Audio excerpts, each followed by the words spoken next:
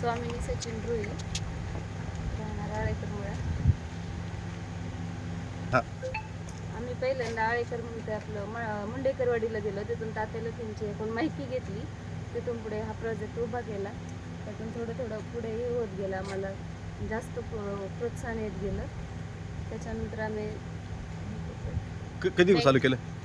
आम्ही 11 महिने झाले चालू. 11 महिने झाले. हं. आणि मग हे प्रोजेक्ट चालू करण्यासाठी तुम्हाला जे भाग भांडवल ते तुम्हाला कोणी प्रोव्हाइड केलं? मी दिलं. बँकेने, कोणती बँक होती? श्रीगोंद्यातील कॅनरा बँक. कॅनरा बँकेने दिलं. बरं. किती कर्ज घेतलं तुम्ही?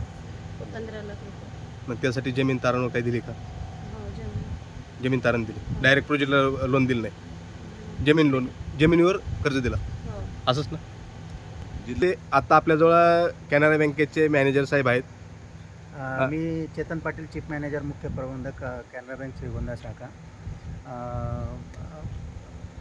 शिवांश मशरूम फार्म जवळपास 11-12 महिन्यापूर्वी आमच्या बँकेतर्फे त्यांना 16 लाखाचं मशरूम फार्म उभं करण्यासाठी लोन देण्यात आलं होतं. आणि त्यासाठी बँकेचा असं काही क्रायटेरिया नाही आहे, कारण की याच्यामध्ये गव्हर्नमेंट स्कीम्स ज्या आहेत, PMFE आहे किंवा दुसरे इन्फ्रास्ट्रक्चर फंडचे स्कीम आहे, त्याच्यामार्फत आपण प्रपोजल आपल्याकडे